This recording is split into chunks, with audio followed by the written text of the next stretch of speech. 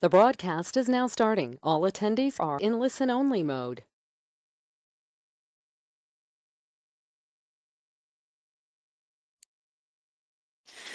Good morning, good afternoon, good evening, wherever you happen to be in the world today. Thank you very, very much for joining us for our webinar today. We're very excited to talk about this very important topic about collecting water quality as well as flow data together. My name is Dr. Stephanie Smith, and I'm going to be your host today. Just in case you're not familiar with the GoToWebinar panel, let's do a little review of that. Hopefully you had a chance to check your audio settings.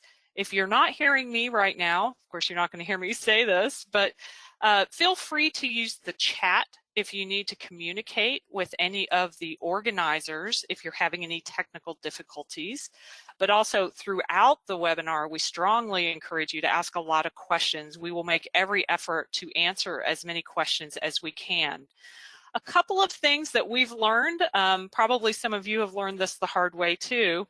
If you're using a VPN, please turn that off. It has a big impact on the video quality and the rate of things turning over for you. But if you're having some issues, don't hesitate to ask us in the chat. The other thing I want to make sure everybody is aware of is that this webinar is being recorded. Now, you as the audience are sort of on auto mute, but we will make this recording available to you, and we hope that you'll take advantage of that and get another chance to look at it. The agenda for today is that I am going to introduce the speakers, and then we're going to do a quick poll in between here just to learn a little bit more about you guys. We also are going to just kind of set up this topic. I'm going to ask you why you might want to look at both water quality and flow. And then I'm going to hand it off to some guest speakers today who are going to talk about doing just that, looking at both water quality and flow in the state of Indiana here in the United States. Then my colleague Shua Fan is actually going to do part 3, not part 2, to explain a real-world case study looking at nutrient loading and nutrient flux. This is going to be very, very interesting and is really going to connect these two types of data for you. And we always welcome your questions and look forward to answering those at the end of our webinars, because that is often where people learn the most. I'm very excited today to be joined by Dr. Nate Bosch. Nate is the director, excuse me, he is the director of the Lilly Center for Lakes and Streams. He's a professor in the environmental science program at Grace College. He's an expert in limnology with over 18 peer-reviewed pubs. He does a lot of work on the Great Lakes and also studies smaller inland lakes and streams. And he and his family really do get out there and live it. They enjoy a lot of time outdoors and traveling. So protecting these resources is very important to him and his family personally. Adrienne is joining Nate today. She's the research program specialist at the Lilly Center. She leads a student research team. She designs program operations. She also analyzes and communicates data to the public.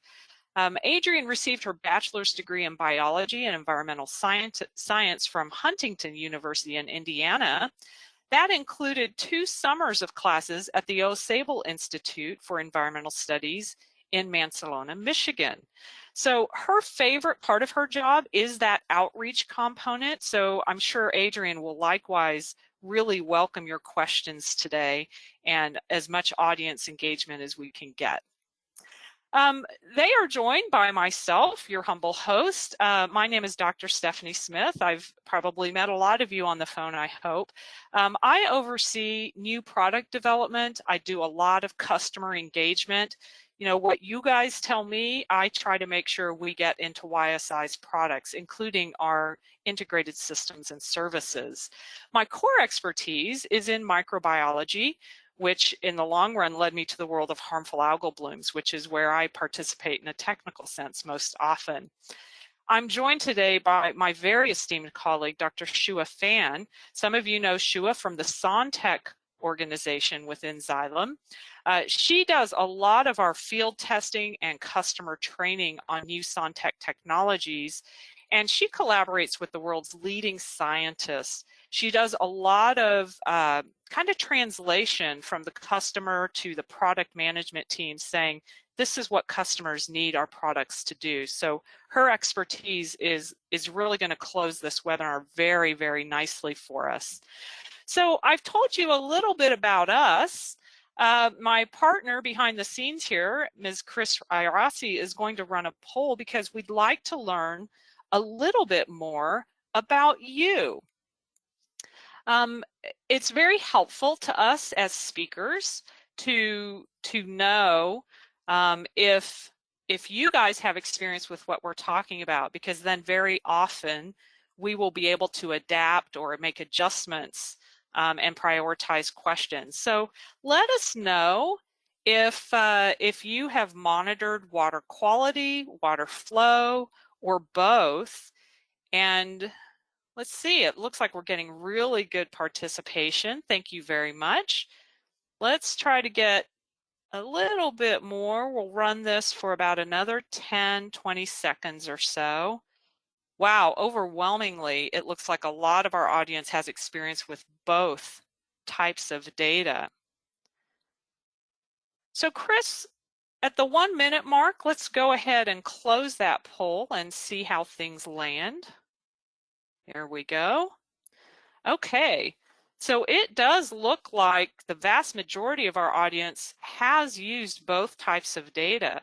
So today, I hope that what you'll learn are ways to really bring those types of data together. So let's talk about why flow and water quality both matter. Now, often, and it sounds like some of you may have experienced this too, in my time at YSI, sometimes it feels like there really are two camps. There's the water quality side of the house, where a lot of these instruments that may already be familiar to you are used to monitor things like turbidity, dissolved oxygen, conductivity, temperature, those water quality parameters that YSI is so well known. And whether you're collecting samples and doing some of that even manually, or if you're using something more sophisticated like a vertical profiler that's pushing that SON through different parts of the water column, water quality often seems to be on one bank of the river. But then we also have our water flow side of the house, and that's represented here very nicely by Sontech today and their technologies. And some of those technologies are being used at the outflows or outlets of wastewater treatment. Some of them are more manual deployment types of technologies.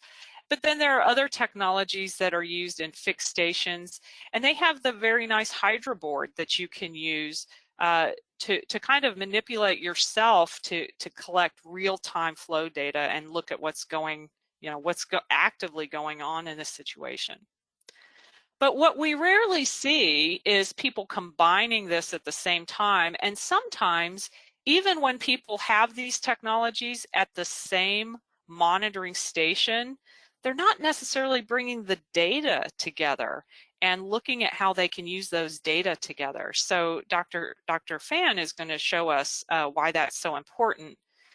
Now, we decided to put this conversation in the context of nutrient monitoring. This is a very hot topic today, as everyone on the call probably knows. Over 15,000 of the water bodies in the United States are impaired by nutrient pollution.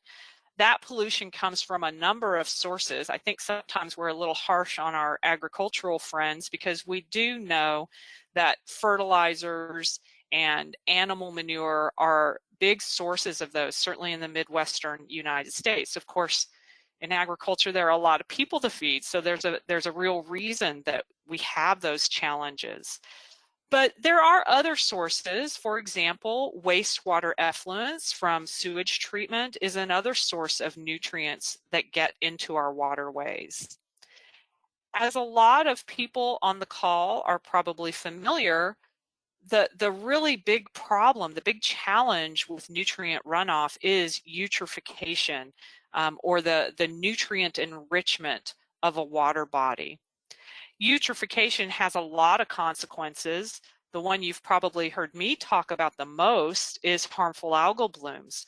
That nitrogen, yes, nitrogen does matter even in freshwater lakes, nitrogen and phosphorus runoff really stimulates growth of algae. We know that those algae make toxins that can have an impact on human health, but there's also a direct human health impact. So for example, nitrate contamination can cause something called blue baby syndrome, and that's a real problem. I've known some people that actually experienced that as a child.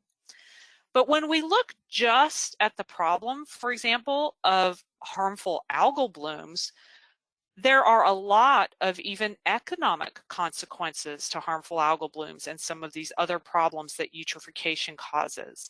For example, we know that there's over $1 billion a year spent in remediation activities cleaning up the problems associated with harmful algal blooms. That includes things like cleaning up those millions of dead fish that wash up on the shores of some of our lakes, and even just removal of biomass can be part of the cost driver there.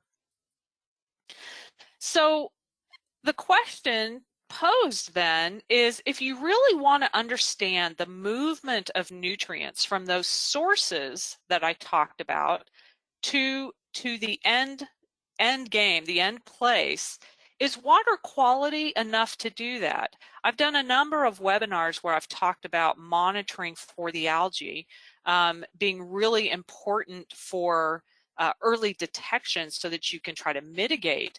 But is that enough if you really want to understand a system? So if you're using an EXO water quality sonde, for example, and you're loaded with a good total algae sensor, the big 5 sensors, and maybe you've even added the new EXO nitrate sensor to your suite, is that going to be enough for you?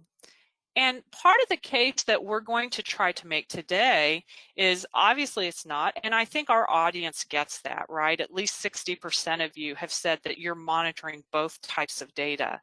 But how are you doing that, and how can you bring those two types of data together? I would like to hand it over now to our colleagues at Grace College. Dr. Nate, sorry, I call him Dr. Nate, Dr. Bosch, is going to, I'm going to give him control. And he's going to tell you about, he and Adrian are both going to tell you about the project that they have going on. So Nate, take it away. All right, great. Thanks, Stephanie. So I'm going to start with giving a little bit of context here, and then Adrian's going to come behind and get into the details a little bit more of what we're doing here at the Lilly Center for Lakes and Streams. So let's go ahead and start with some context.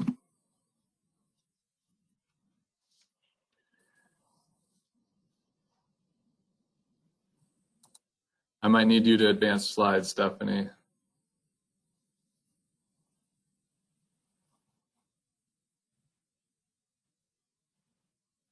All right, while we're waiting for the slides to catch up, I'll go ahead and start talking a little bit about context. So we are in Kosciusko County, Indiana, so the north central part of Indiana, and we've got over 100 lakes here in this county, which is pretty amazing, and it keeps us really busy. We have the biggest natural lake in Indiana, which is Lake Wawasee. That's up in the top right corner of the county map there on the slide, over 3,000 acres in surface area. We have the deepest natural lake here in Indiana as well, which is Lake Tippecanoe, 122 feet deep. We've got some amazing streams as well flowing through our county, almost 600 miles of streams. The Tippecanoe River being maybe the most famous. It's considered one of the 10 most important rivers to be preserved in the country by the Nature Conservancy. We also have the north-south Continental divide. If you want to advance the next slide, Stephanie. So if we have a couple drops of water falling maybe just 2 inches apart here in our county, we can have one going north, maybe into Lake Wawasee, Turkey Creek out through the Elkhart and St. Joe rivers into Lake Michigan, around to Lake Huron, into Erie and Ontario, out the St. Lawrence into the North Atlantic. A drip of water falling just a couple inches south of that will end up in the Tippecanoe River, into the Wabash River, the Ohio River, the Mississippi, and out into the Gulf of Mexico. So those two droplets of water landing just a couple inches apart can end up over 2,000 miles apart after starting here in our county. So we've got some unique geography here. All right, the next slide, Stephanie. We also have some unique aesthetic beauty because of these lakes and streams. These lakes and streams are inspirational for people doing artwork. They're inspirational for people who want to rest and relax and just enjoy the beauty around them. Next slide, Stephanie. The lakes also provide a lot of recreational opportunities. We have seen folks using these lakes if maybe they want to be by themselves and more solitude, maybe they want to be with a group of people. Some folks might want to be quieter, other folks might want to be louder. Some people like cold, some people like warm, some people like to go fast, some people like to go slow. And so these lakes and streams provide a lot of variety for people and recreation as well. Next slide, Stephanie. All right, so with this context, let's move a little bit more into some of the activities then of the Lilly Center for Lakes and Streams. So the Lilly Center is part of Grace College, which is a Christian liberal arts college here in northern Indiana. And most of our students are undergraduate students who live on campus. We believe that God made this amazing world around us, and we're really excited about instruction in the Bible about taking care of that. So the Lilly Center then applies that environmental stewardship ethic into our mission, which you can see there on the slide, is making our lakes and streams healthy, clean, healthy, safe, and beautiful. And we do that with three main strategies. Our approach is three main strategies. First off, it's research. We want to solve problems strategically using scientific data. We don't want to throw money or time at things that won't really work when we notice challenges in our lakes and streams. By doing this, it also identifies emerging threats. Harmful algal blooms has been one of those in our community, as Stephanie was already talking about before with some of her past experience. Education is another big part of our strategy in making our lakes and streams clean. We want to inspire that next generation of water literate citizens here. They're going to be community leaders and business owners, maybe even government officials in the future, and we want them to grow up with that as a normal part of their thought process. Some things we can't wait for the next generation, so we need to change some behaviors even now through some of our educational programs. We also know that this works best in collaboration. So we're excited here to be part of this partnership with Xylem that we're talking about today. When we work with other partner organizations, we can be more effective. There's synergy there where we're each working in our area of expertise. There's also greater efficiency when we're working together, no duplicated efforts. So let's talk a little bit more about our research and some of the projects that we're doing. If you want to advance the slide, Stephanie. So first off, we do a lot of lake and stream sampling, a lot of field work outside, and Adrian's going to dig into some of the details of that, specifically our stream sampling. We also work on the economic impact of our lakes. And so here in Kosciusko County, we have three big economic drivers. We have the medical device industry, we have agriculture, and we have the lakes. And the lakes themselves bring in over $300 million every year into our county. We know this number is a conservative number. We know it's also not static, and that can go up or down as water quality improves or gets worse.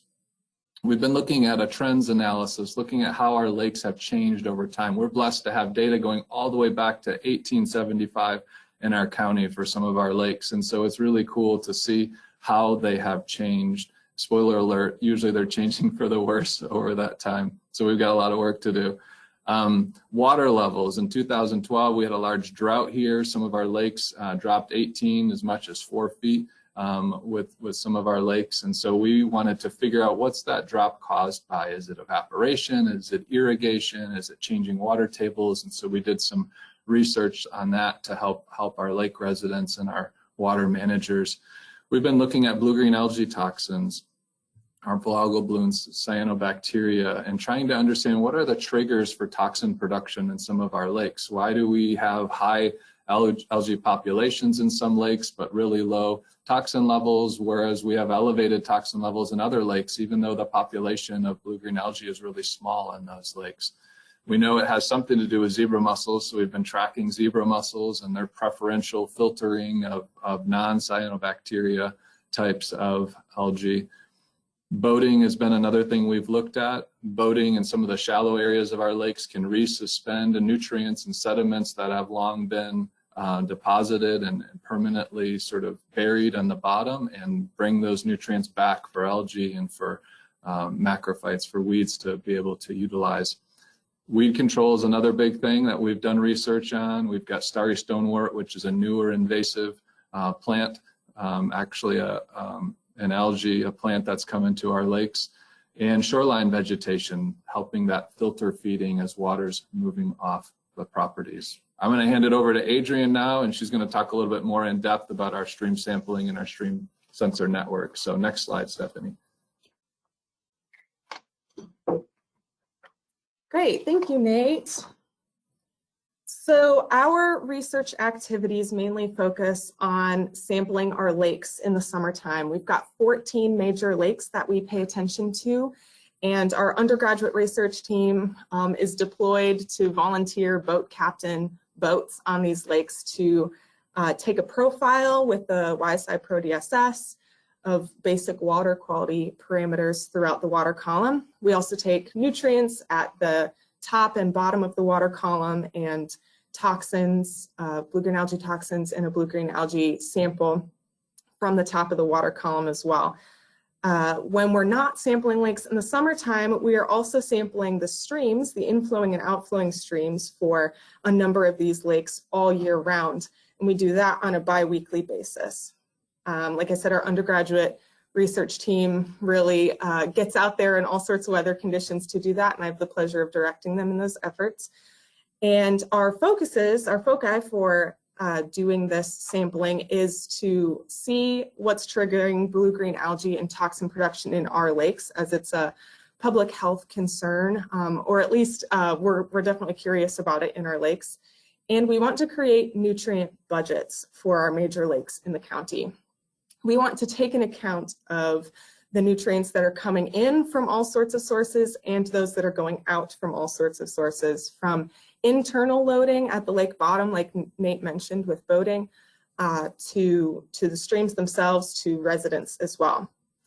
Currently, our stream work consists of 6 lakes that make up 3 lake chains. We sample the inflows and outflows to those, which makes up a total of 12 stream sites. And we've got 9 years of this bi-weekly stream flow and quality data. So when we go out into the streams, we've got a flow tracker 2 and are taking flow data manually, and then taking a grab sample of nutrients and a water quality sample with a Pro DSS just right there in the stream. And so we're able to get out there pretty often with our student team to take these samples, but for nutrient budgets, to be able to make those nutrient budgets and make them really robust, we need daily mean flows for our inflows and outflows for these streams. And unfortunately, with only being able to go out on a bi-weekly basis, that's just not quite the resolution that we need to really understand how these streams are impacting our lakes and what's going out of our lakes as well. We also have a goal of having our data publicly visible and available quickly to our residents in our county. We're really blessed to have a community that is very interested in these bodies of water and want to know what's going on. And so we actually have the challenge to get information out to them as soon as possible. Unfortunately, our streams don't have great correlations with nearby USGS stream gauges. That would be one way we could estimate stream flow for those daily mean flows, but that doesn't quite work for our streams that are very diverse. So that brings us to continuous stream sensors. we have very diverse streams, like I mentioned. We've got some very low flow streams and some very large streams, or they're rivers, honestly, like the Tippecanoe River is one of those. The outflows are dam controlled, so the flows for those sites can fluctuate quite dramatically, that aren't based on weather. It can just be maintaining lake levels. We also have diverse weather conditions and sampling conditions during those bi-weekly sampling events all throughout the year. This is the same site as the previous slide in the image there, and this is kind of springtime, a little bit higher flow when the dam is open. So it's definitely faster water, although it looks a little warmer than it did in the previous slide. So this meant that planning this sensor network was going to be a challenge, but hopefully once established, we could go out much more easily during high flow events and be able to take our nutrient sample and our water quality sample without having to physically wade through a stream and take a measurement. So that's a huge plus. We also have a variety of plant growth levels. Some of these have almost no plants at all, whereas others are almost wetlands or just coming out of wetlands. So that can be a challenge. Accessibility for these sites was a little bit less of an issue for us in terms of planning a 12 stream sensor network. Thankfully, because we've already been going out and sampling these locations for the past 9 years. So we know that we can get to them pretty easily. So over the past couple of years, in 2018 and 2019, we were able to purchase and install 12 continuous stream flow sensors. We had to get 5 side-looking or Sontec SLs, 5 bottom-mounted sensors, which were the IQs, and then 2 bubblers as well for our really low flow sites. So the variety of stream sites that we had kind of led to some pretty unique mounting challenges and a variety of different types of equipment, but we were able to kind of optimize the situation for each stream. 11 of the 12 were privately funded by community members in our area, people that we are blessed to be able to interact with as we study these streams. And we also had a number of different private and public lands that we were working on. In this particular image, our stream sensor is attached to that bracket kind of in the upper middle of the picture there. Yeah, thanks, Stephanie. And that is on the underside of a county highway department bridge. So we had to work with some government permitting for that, have some interesting conversations on the phone with members of our highway department, but they graciously let us put our sensor there. Other efforts that we had to make were to just call up residents and see if they would be willing to host a permanent sensor on their site. And honestly, they were pretty interested in doing so, especially once they knew that we would be able to post the data online and they would be able to see that themselves for their own curiosity. One more note about this picture before we go to the next slide is that is frozen foam on the surface of the stream. We installed this first sensor in late October of 2018 and it was cold, but thankfully we were able to get it in there. So yes, a variety of conditions for sure. On the next slide, we'll see the setup on the outside of the stream. So all of these pretty much look the same with a dry box that we put our logo on as well so people know exactly who this sensor belongs to, and then a solar panel mounted for it to power itself as well. So this is what these look like on the outside of the stream. And since installing these sensors, we can go to the next slide too, we have had all 12 of these sensors running for about a year now or more, which has been really great.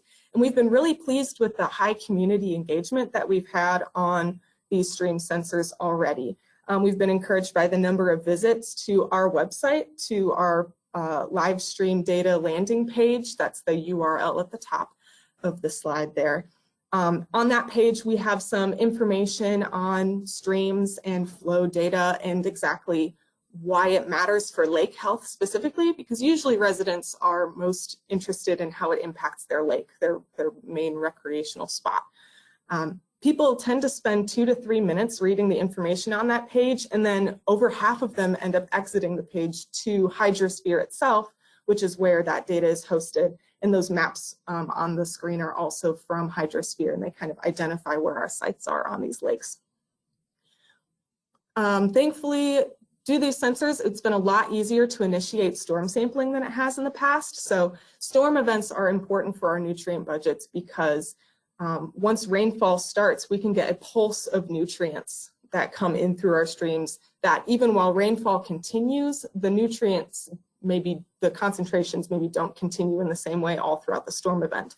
A lot of the nutrients can come in at the beginning and then concentrations can go down. So it's a lot easier to know when our flow is starting to go up, and we can go out and take our samples right away at that point. We also have a higher resolution of flow data than we ever have before. We're now getting data every 15 minutes or half an hour, as opposed to bi-weekly, which is a lot greater resolution for us. We've also had some challenges, as this slide shows, as well. For our stream sensor network, we've had to do a little bit of work in terms of upkeep. We do want to have these as permanent as possible and for them to last as long as possible for the most data that we can gather. But we have had situations where flooding and sediment buildup have caused us to reevaluate and make some changes to the mounting of a couple of sites. And we also, we have to go out and sweep them off sometimes during that biweekly sampling because sediment can kind of block some of the beams on the sensors. We've also had to deal with some vandalism. We've had a couple of stolen solar panels and batteries, some broken locks. And as that picture indicates, there's supposed to be a solar panel there, and that's one of our examples of vandalism. In order to combat this, we just purchased some trail cams and set them up to watch over the area that these sensors are located. Not all of our sensors have needed this, just some more, just in some specific locations. And then we've put a sticker on the outside of the box that says that they're under surveillance. And since we've done those kind of countermeasures, we haven't had to deal with any other vandalism. So that's been great. The last big challenge that we've been working with are large data sets. And those of you who have used and gathered large data sets before know that they can be a huge blessing, and they can also feel like a curse sometimes, just because there's so much to work with, and it's kind of feels like a whole other method of analysis. But we're learning a lot with that type of data collection, and we're definitely going to be thankful for all of that data in the long run. That's why we installed these, so it's a welcome challenge. Our next steps here at the Lilly Center are to start moving forward to calculating stream loads using these new data sets, these new flow data sets. We can go to the next slide as well. Stream loads will tell us the total amount, like the pounds of material, of nitrogen, phosphorus, a number of other nutrients that we're looking at, how much material is moving through the inflowing streams and into the lakes, and then subsequently how much is moving out through the outflows. So we'll be able to see if our lakes are gathering a lot of nutrients and compare those numbers to internal loading and other sources of nutrients that impact the water quality of our lakes. So that's our main next step. We also plan to get some educational signage for our most visible sites. That will allow the public to access this data on Hydrosphere as they're walking by these stream sensors. We've got some that are located next to walking trails. And so that allows people to get curious and then get their questions answered right off the bat, and just help with community engagement and that sort of thing. We also have ongoing sensor maintenance. We kind of get our stream sensors checked up on every year at least. And then our student team, like I said earlier, sweeps them off, gets sediment out from around them, just make sure that they're operating and collecting the best data possible. Then we can just continue to have this data posted and make it available for people as we gather it up, and then we'll use it for the rest of our calculations and to see how our lakes are doing and how the streams are impacting them. So that is our work here. Thank you very much. Okay, Nate and Adrian, thank you so much. And I think it's really interesting how we're going to transition now to my colleague, Dr. Shua Fan, because as Adrian pointed out, they are now, they've got all of these data, right? They've got their water quality and their flow data. They're using the Flow Tracker 2 and a Pro DSS in this case, which is a very, very nice pairing. And then they've got their new permanent stations with the Sontec side lookers. So the question now is, how do you take those types of data and really convert that into understanding those nutrient loads? And that's what Dr. Fan is going to talk to us about today. Shua, I think I'll keep advancing the slides since we have a little bit of a delay, if that's okay with you. And yeah, sure. We'll go, okay, great. So take it away, Shua. All right, great. Well, thanks for having me on today. As Stephanie mentioned, I'll be going over basically what a nutrient load or a nutrient flux means, and then how that pertains to pollutant monitoring in general. And the way that I'll be doing that is through a case study. So this is a map of the southern border of the US. The Gulf of Mexico is in the blue colors there for the water. So this map represents a dead zone or a hypoxic zone. And this is, for instance, just the 2014 dead zone that we find in the Gulf of Mexico. So a dead zone happens throughout the year, every year, and those red colors show basically the extent of the dead zone there in the Gulf of Mexico. So the US government provides some regulations and guidelines in terms of how big this area needs to be and how fast or slow it needs to be growing every year. So in terms of a mitigation strategy and policy decisions, in order to control the area of the dead zone, you want to know things like what is causing the dead zone to form in the first place, and then what are the root causes, basically upstream, that are feeding into the dead zone mechanism and creating or controlling the area of the space. So next slide, please. So I'm going to be first explaining just what a dead zone means and how it's actually formed. As our previous presenters have mentioned, we have very often these harmful algal blooms that occur not only in salt water, like this example that I'm going to show you, but also in freshwater systems as well. And so when we have a dead zone or hypoxic zone, in this case in particular, we have basically nitrogen-rich rivers that are entering the sea. And so we have this fresh water that's entering in. We also have heating at the surface. And this creates a sort of very light or low density layer at the surface. And it essentially creates a barrier in between the oxygen in the air and the oxygen in the water. And so what ends up happening when you have a harmful algal bloom is that when the algae dies and sinks to the bottom, it basically depletes the oxygen. And then, you end up seeing your critters dying off, your fish washing up onto your shores. So again, this case in particular, this dead zone is caused by these nitrogen-rich rivers that are entering the Gulf of Mexico. Next slide, please. And so I'm going to take a step back and look at the bigger picture here. And the map that you're going to see is a map of the Mississippi Basin. Now, the Mississippi, as most of you know, is the largest river in the US, and it flows from the northern part of the US all the way to the south and empties out into the Gulf of Mexico. And this is really the main driver or the source of the nitrogen that's going into the Gulf of Mexico, creating these hypoxic zones. And so you'll see this kind of light green color on the screen, and that's the extent of the Mississippi Basin. It covers a huge area. It's actually the third largest river basin in the world.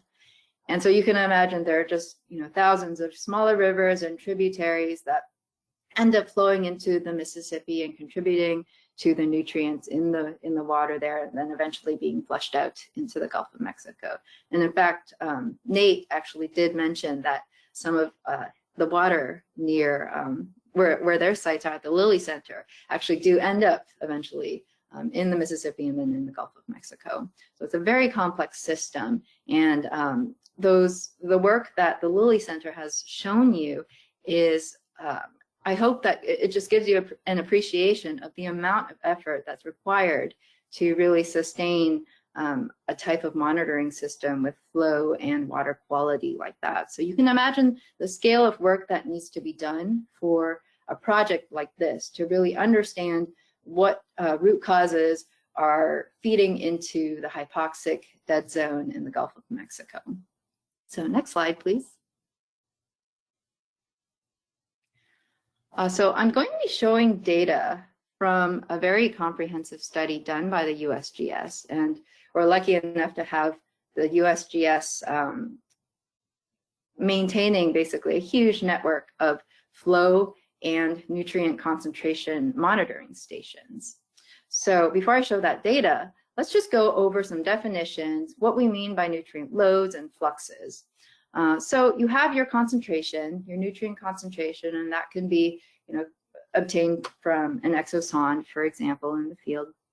And then you have your flow measurement, which, for example, here, this is just the Sontec side looker that the Lilly Center uses. And this could also be from a downward-looking ADCP, like the River Severe M9 or the RS5, or even a weighting measurement like a flow tracker. So in that way, you build up over time your flow measurements. And so using those two parameters, you can calculate what we call a nutrient flux, which is defined as the concentration multiplied by the flow. So the nutrient flux variable basically takes into account fluctuations in the concentration and the flow and brings these two phenomena together. And then on the right-hand side there, you'll see the plot of just a generic flux over time. And then that green space, that area under the curve, basically the integral of the flux is what we call the load. And as Adrian mentioned, the load is really this parameter that we're after. This is the total amount of nutrient either injected into an area or leaving an area over a period of time.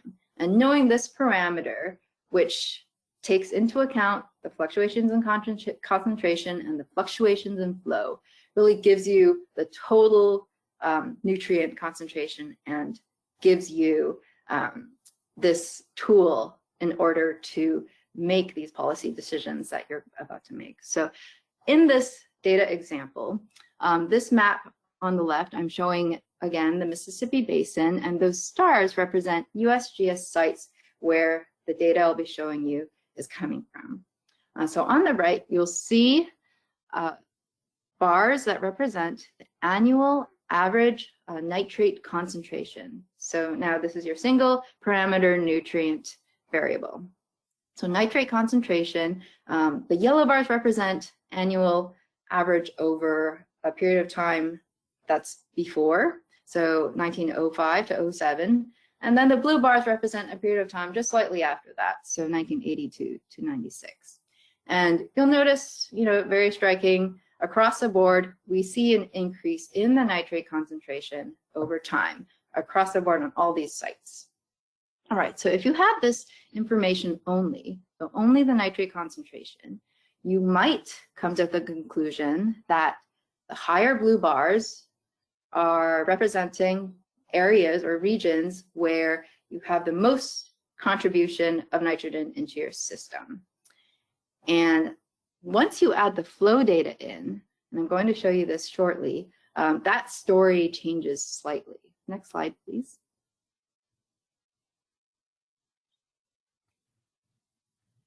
So let's first just look at the flow data and look at how it changes with respect to the nitrate flux. So on the right, the blue thin line represents the flow data. This is the annual mean flow from the Mississippi River into the Gulf of Mexico.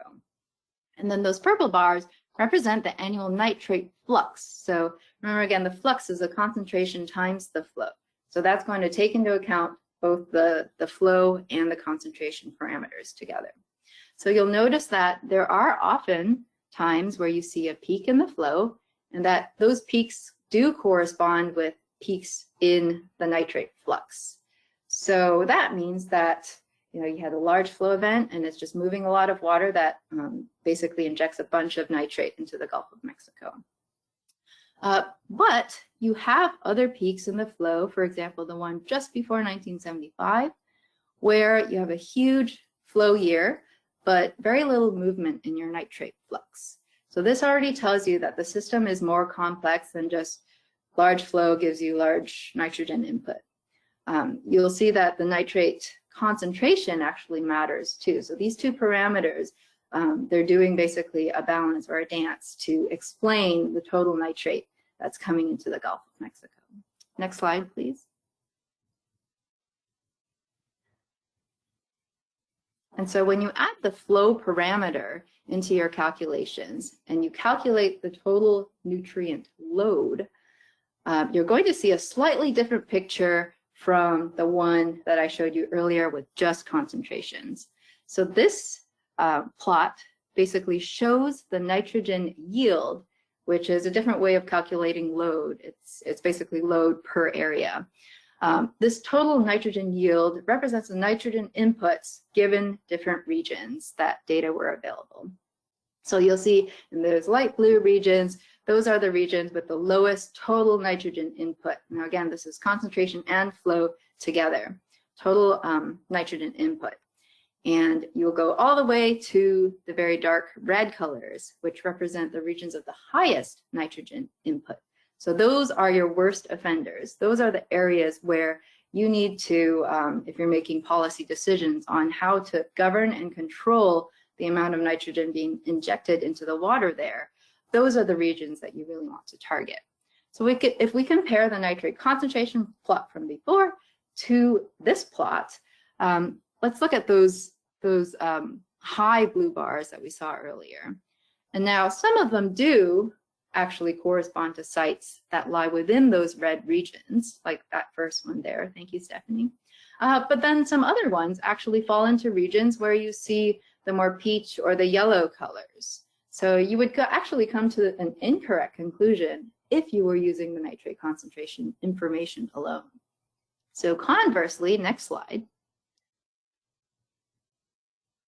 If you look at a blue bar, so that fourth one from the left, it's not especially high in terms of nitrate concentration. So if you had that data alone, you wouldn't think that that stood out. And yet that site is actually located in one of those worst offender red regions where you actually do want to target in terms of policy making and decisions. And so in this way, when you can calculate the nitrogen input using the concentration and using the flow, you really come together with this picture that then you can use as a tool to make your decisions in terms of your pollutant monitoring. So that's all I have for you today. Thanks for listening, and I'll pass it back on to Stephanie. Okay, thank you so much, Shua. I think that Shua's explanation, following on to what the Grace College team has set up, really brings the point home. And I think in the case of nutrient monitoring, and really I think this is true for any pollutant that you're trying to get a handle on, if you want to know how much of it is really in a system, you have to really understand flux. You have to understand concentration and flow to get that. And then that is going to lead you to the question about actual loading, or in the last slides that Shua was showing, the yield of that nutrient or pollutant, whatever it happens to be. And to do that, you really do have to look at both water quality and flow data. Now, I think another important point that we saw today was you don't necessarily have to have a permanent monitoring station. The Grace College team showed you that you could do that, for example, pairing a flow tracker 2 with a Pro DSS to get both your water quality and flow data. But if you want more permanent, real-time assessment, long-term of what's going on, you want that continuous monitoring data, then you probably would want to go to more of the fixed technology, the kinds of technologies we deploy longer term, things like the side lookers, exosons, and so forth. So that is the end of our webinar today. We do have a handful of questions. It's not too late to ask questions, so I'd really like to encourage you, after you've seen this whole story put together, please let us know what questions you have, because we have a real privilege to have all this expertise here today. I do want to look at one question that came from Emily, and it's an interesting question. And Emily, I might ask you to clarify it a little bit, but Emily is asking, let me scroll up here. What is the data usage of a sensor out in the field if one would want to connect it live? So with an interval of 10 minutes for a couple of probes. So I think what Emily is getting to is how long, so when you're using these manual sensors, for example, Adrienne, how long do you try to collect data with those sensors, and then how do you pair those data together? Emily, if I don't have that quite right, let us know in the question panel. Meanwhile, Adrienne, can you talk to us a little bit about the use of those sensors?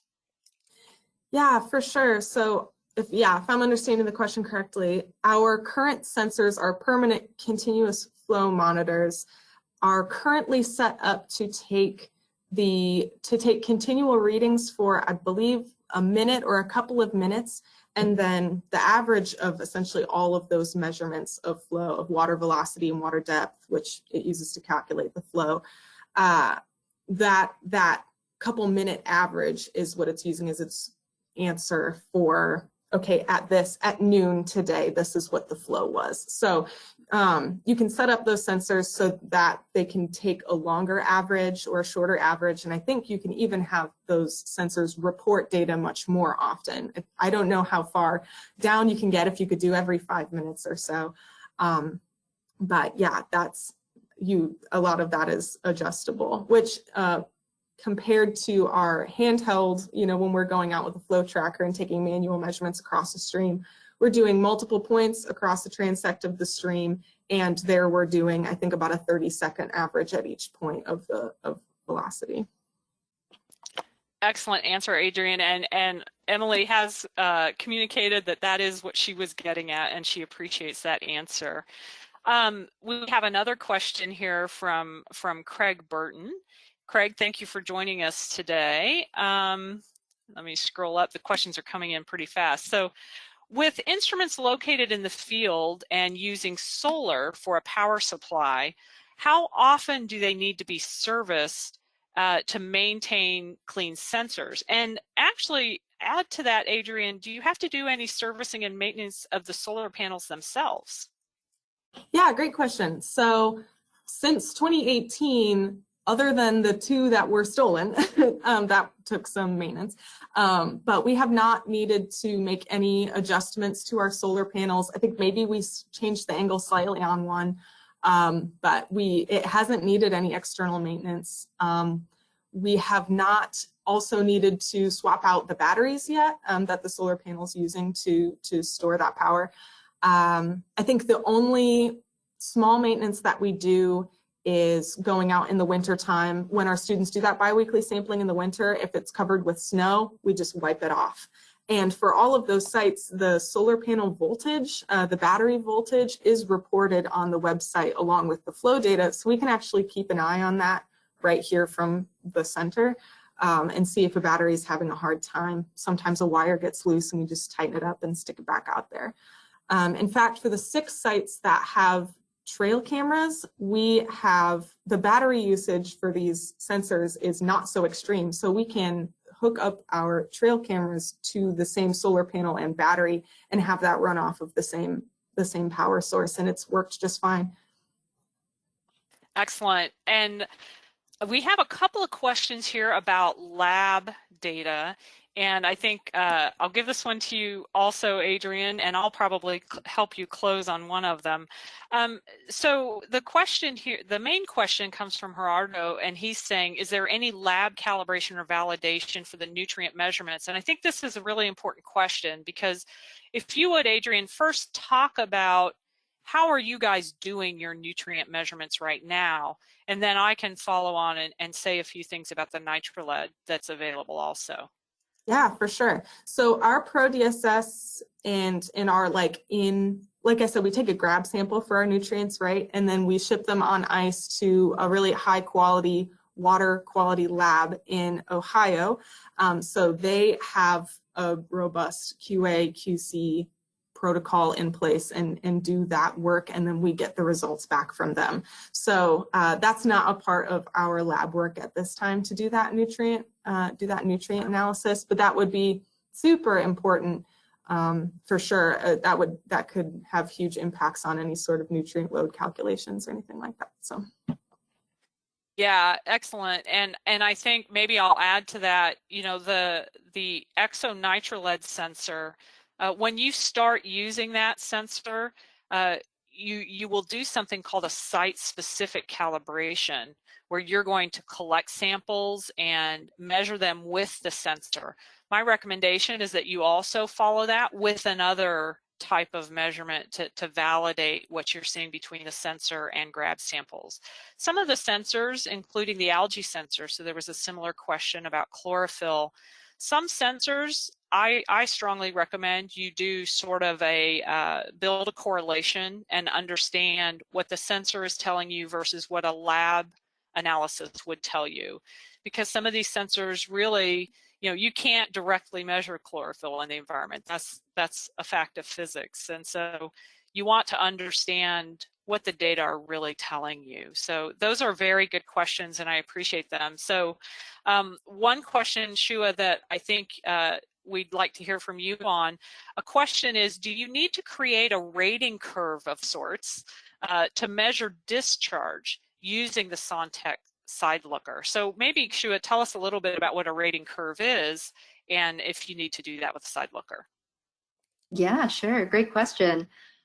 So for people who don't know, rating curves are basically, they represent a relationship between a stage or a water level and your actual flow or discharge value. And so what often happens is that you will go out and take a whole bunch of discharge measurements with, you know, an M9 or other type of ADCP. And then you build that relationship and you read off the stage, and you kind of build a curve in that sense.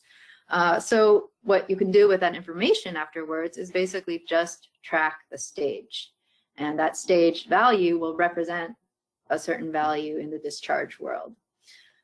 So with the instruments like the Sontec side looker or the IQs, many people often do build rating curves, and it's a little more complex because they actually build relationships between a velocity measurement and not a stage value and the actual discharge.